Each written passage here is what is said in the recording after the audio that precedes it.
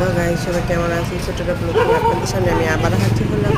তো মেয়েরা এখানে কার ফ্রেঞ্চ ফ্রাইটা খুব মজা হয়, তাই আবার চলে আসলো তারা খেতে।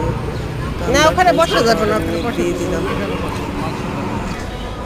তো যদি কখনো বলি বাসা করে দিই, আর বাসা খেতে চায় না, কারণ বাসা সুস্বাদু হয় না,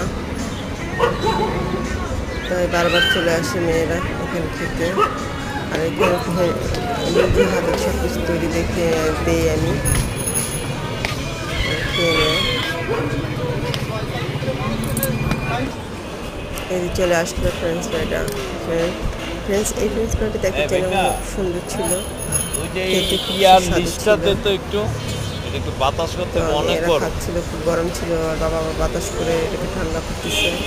ছোটো মেয়ে খুব পছন্দ, বিশেষ করে ওর জন্যে আরও আসা, আর সহ্য হচ্ছিল না।